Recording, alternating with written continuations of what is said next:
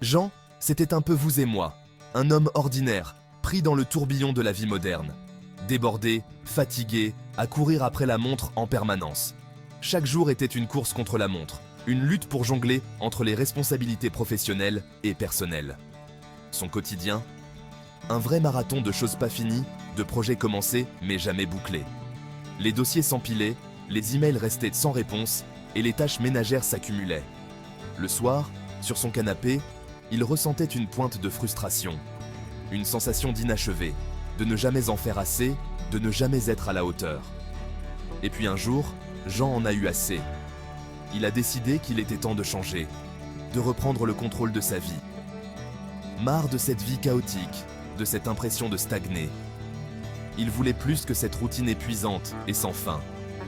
Il rêvait d'une vie plus sereine, plus productive, plus épanouissante. Mais comment faire? Comment passer de ce chaos à une existence plus harmonieuse? C'est là qu'il a découvert le pouvoir de la discipline. En lisant des livres, en regardant des vidéos inspirantes et en pratiquant la pleine conscience, il a commencé à comprendre. Attention, pas la discipline militaire, hein? Mais une discipline bienveillante, une structure qui lui permettrait de se concentrer sur ses objectifs sans se sentir oppressé. Plutôt une discipline bienveillante, un guide pour atteindre ses objectifs et reprendre sa vie en main.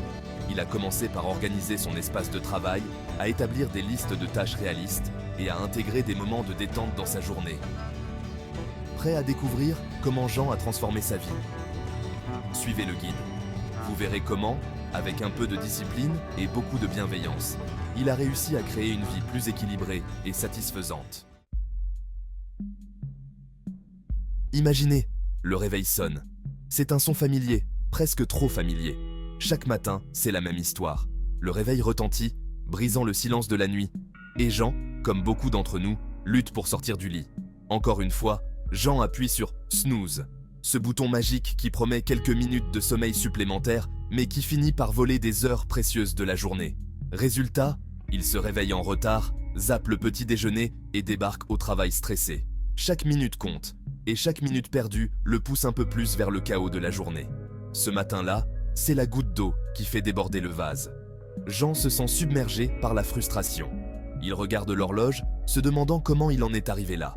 Debout dans le métro bondé, Jean prend une décision. Il va changer. Il réalise que ce n'est pas seulement une question de temps, mais de qualité de vie. Il va devenir maître de son temps et de sa vie. Il décide de prendre les choses en main, de ne plus laisser les matins difficiles dicter le reste de sa journée. Et si vous aussi, vous commenciez par analyser vos habitudes? Prenez un moment pour réfléchir à vos routines matinales. Quelles sont les petites actions qui pourraient transformer votre journée? Qu'est-ce qui vous freine au quotidien? Est-ce le manque de sommeil, le stress ou peut-être une mauvaise organisation? Prenez un moment pour y réfléchir, c'est le premier pas vers le changement. En identifiant les obstacles, vous pouvez commencer à les surmonter et à créer une routine qui vous permet de commencer chaque journée avec énergie et positivité. Jean a compris que pour avancer, il avait besoin d'une direction. Il s'est fixé un objectif clair et précis, courir le semi-marathon dans 6 mois. Pourquoi un objectif? Parce que ça donne une direction, un but à atteindre. Et quand on sait où on va, c'est plus facile de rester motivé.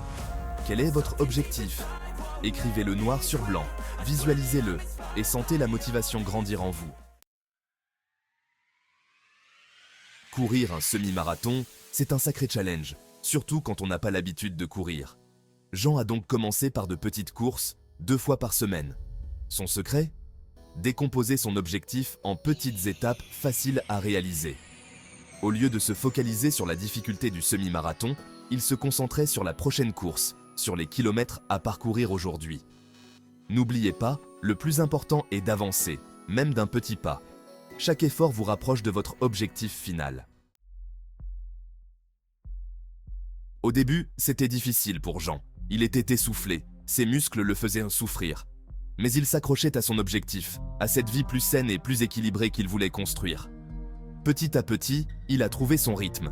Il a appris à écouter son corps, à adapter ses entraînements, à célébrer chaque progrès, aussi petit soit-il. La discipline, ce n'est pas se forcer à tout prix, c'est apprendre à se connaître, à trouver ce qui fonctionne pour soi et à persévérer avec bienveillance. Au fil des semaines, la course à pied est devenue une seconde nature pour Jean. Plus besoin de se forcer, il en ressentait même le besoin. Son corps et son esprit réclamaient en cet instant de liberté et d'effort.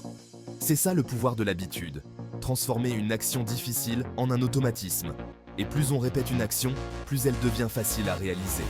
Pensez à une habitude que vous aimeriez instaurer dans votre vie.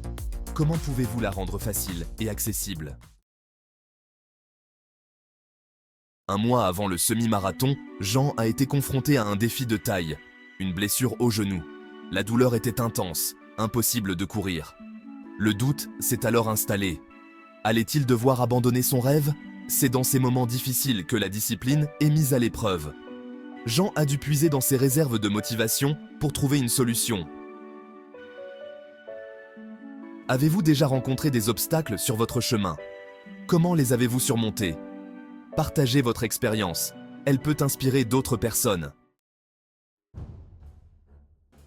Jean a consulté un médecin après avoir ressenti une douleur persistante à la jambe. Inquiet, il voulait s'assurer que tout allait bien. Le médecin lui a conseillé du repos et de la rééducation, expliquant que la récupération serait longue mais nécessaire pour éviter toute aggravation. Jean a suivi les recommandations à la lettre, prenant ses médicaments et respectant les consignes de repos strictes. Tout en continuant à s'entraîner à son rythme, il a adapté ses exercices pour ne pas se blesser davantage. Chaque jour, il faisait ses séances de physiothérapie avec détermination. Le jour J est arrivé. Jean avait travaillé dur pour ce moment, se préparant mentalement et physiquement. Jean était sur la ligne de départ, le cœur battant, prêt à relever le défi qu'il s'était fixé. Il se sentait prêt, déterminé à donner le meilleur de lui-même. La course a été difficile, exigeante, avec des moments de doute et de douleur. Mais Jean a tenu bon, se rappelant les conseils de son médecin et les heures d'entraînement qu'il avait accumulées. Et lorsqu'il a franchi la ligne d'arrivée, une vague d'émotion l'a submergé. Il avait réussi. Une vague d'émotion l'a submergé, des larmes de joie coulant sur ses joues. Ce jour-là, Jean a compris que la discipline n'est pas une contrainte, mais une force. Une force intérieure qui lui avait permis de surmonter les obstacles.